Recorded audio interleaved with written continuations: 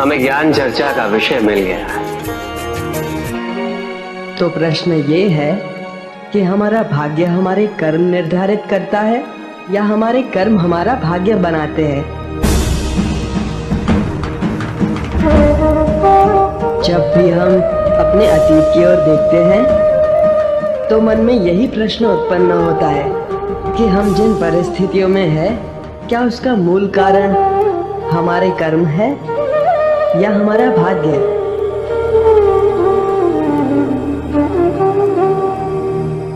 किंतु कर्म और भाग्य एक दूसरे से पृथक नहीं है, बल्कि एक दूसरे के पूरक है।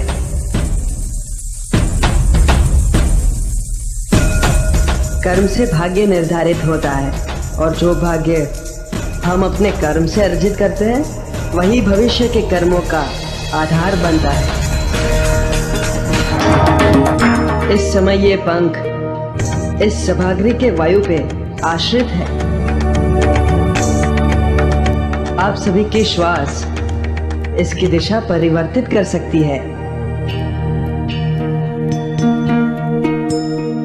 इसकी अपनी इच्छा कुछ भी नहीं, ना ही इसमें अपनी दिशा स्वयं निर्धारित करने की क्षमता है।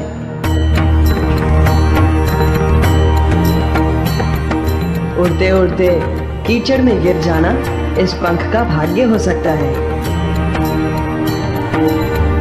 किंतु हमारे द्वारा कर्म ना करने के कारण किसी कठिन परिस्थिति से घिर जाना, इसका दोष हम केवल भाग्य को नहीं दे सकते।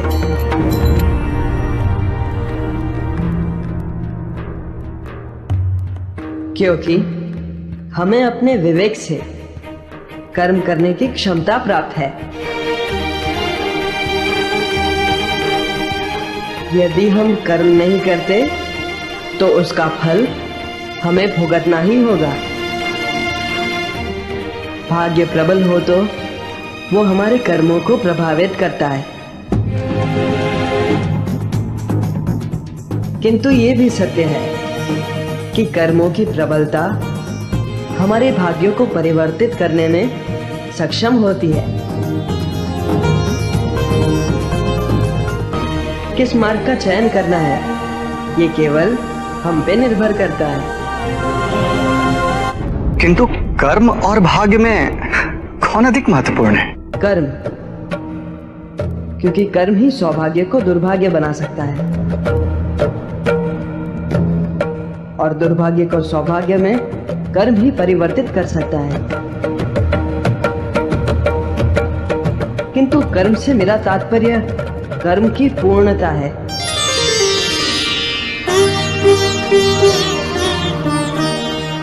जिस प्रकार केवल जन्म देने से माता पिता का कर्म पूरा नहीं होता, अपनी संतान का पोषण करना, उसे इस योग्य बनाना कि वो संसार में आत्मनिर्भर हो सके, ये भी तो माता पिता का ही कर्म है।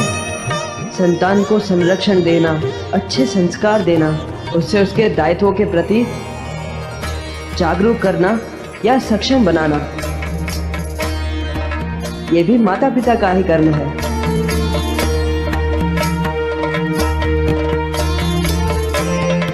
कर्म को मात्र एक औपचारिकता नहीं, बल्कि धर्म समझ के उसका निर्वाह करना, यही अच्छे भाग्य का, अच्छे भविष्य का बीजारोपण करता है। श्री गणेश की, श्री गणेश की। तुमने कहा कि कर्म और भाग्य के मार्ग का चयन करना हम पे निर्भर करता है।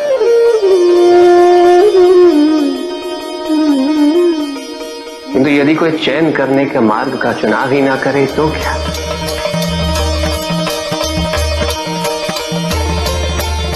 यदि इस पंख के लिए इसका महत्व ही ना हो कि वो कीचड़ में गिरा या किसी के शीर्ष पे अलंकृत हुआ है।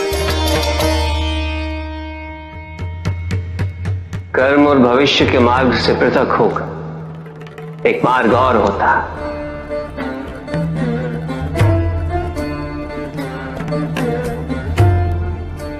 वैराग्य का मार्ग।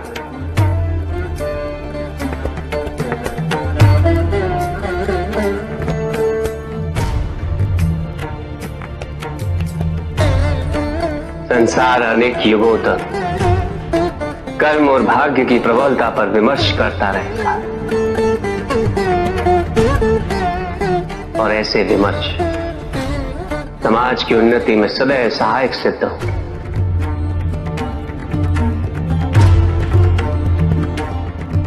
ना सम्मान का मोह, ना ही अपमान का भय।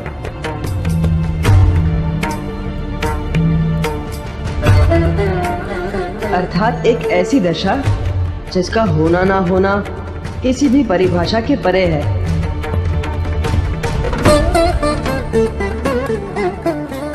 महादेव की श्री गणेश की श्री गणेश की।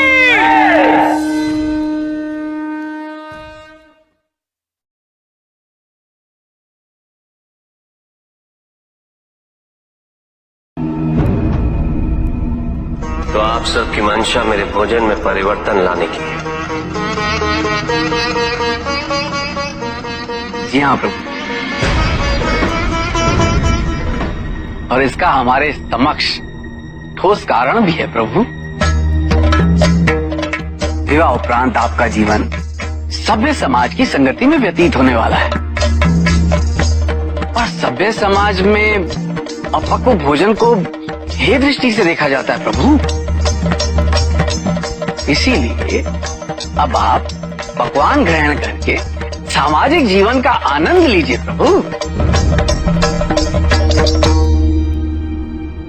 आप देवतागण उस जीवन पद्धति को तिरस्कृत कर जो कि आपके अनुरूप और जो आपके अनुकूल ढल जाए, उसे आप शब्द की संज्ञा देते हैं,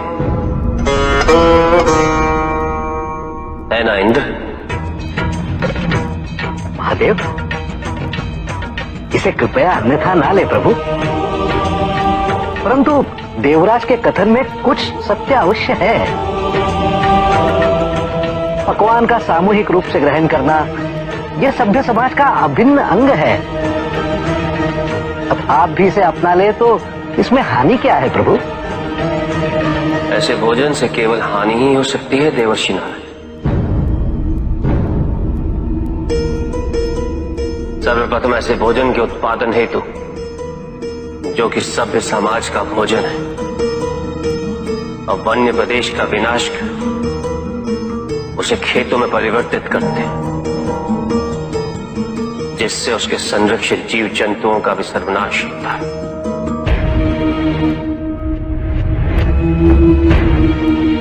हम अपने शरीर का पोषण करने हेतु जीव जंतुओं की हत्या करते हैं, खेतो« को सिंचित करने हेतु नदियों के प्राकृतिक बहाव को कृत्रिम साधनों से रोक देते हैं। इससे विपदा और अकाल की स्थिति उत्पन्न होने की आशंका सदैव बनी रहती है। जल जीवन का भी सर्वनाश होता है। तत्पश्चात उस अन्न को पकाने हेतु हम वृक्षों को काटकर ईंधन की आवश्यकता पूरी करते हैं।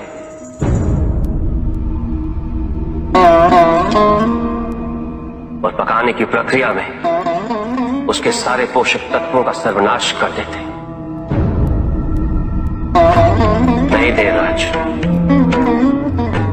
अपने पोषण हेतु मैं अन्य जीव जंतुओं की हत्या कदापि नहीं कर सकता। यह असंभव है।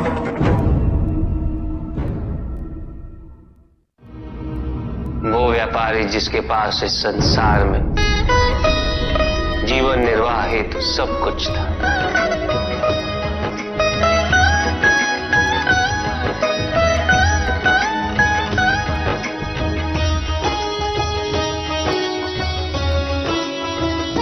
उसके पास घर था, छोटा था किंतु उसके परिवार के लिए पर्याप्त था। उसके छोटे से परिवार की आवश्यकताओं को पूरा करने हेतु भोजन व धन की भी कोई कमी नहीं थी, किंतु व्यापारी सदैव और धन संपत्ति संचय करने की चिंता में डूबा रहता था।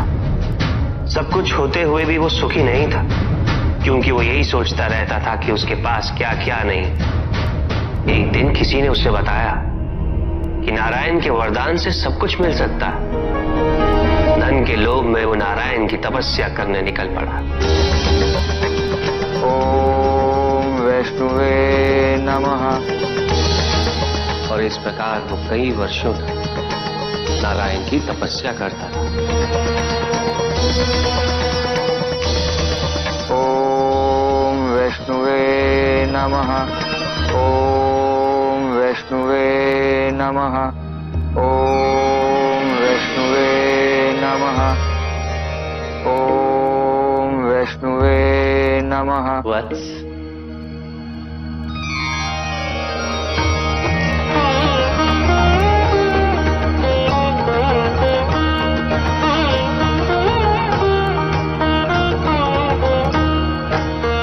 प्रणाम प्रभु।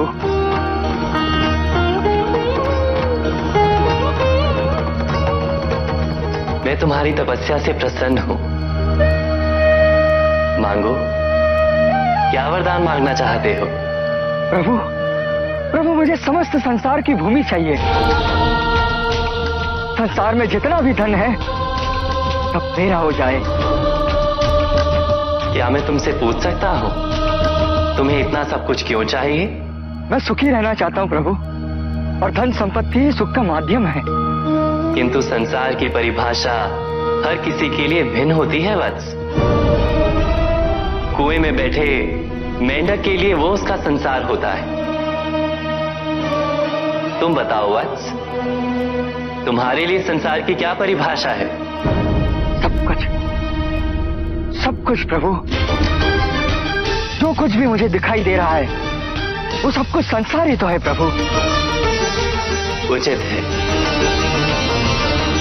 मैं तुम्हें वरदान देता हूं कि जितना भी संसार तुम अपने नेत्रों से स्वयं देख सको वो तुम्हारा होगा, किंतु जो तुम नहीं देखोगे वो तुम्हारा नहीं होगा। अब इस संसार का सबसे धनी व्यक्ति मैं बन जाऊंगा प्रभु, और सबसे सुखी भी।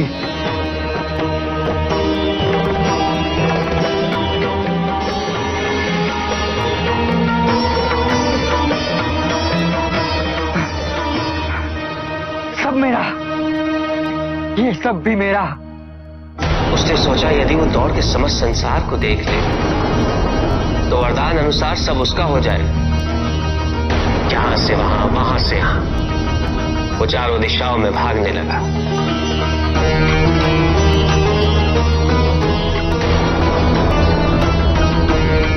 जो भी दिखा वो उसे अपना बनाता गया, किंतु उसका लालच कम नहीं, अपितु और बढ़ता गया।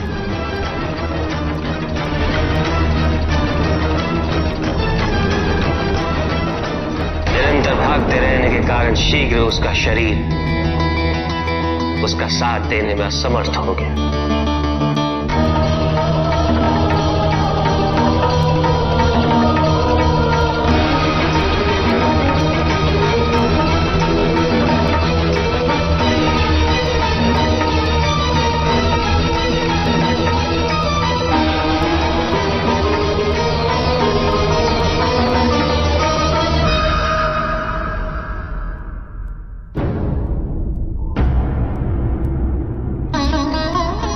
और इस प्रकार उसके पास केवल उतनी ही भूमि रही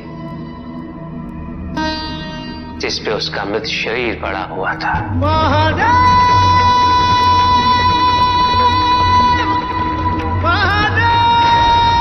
अकेला।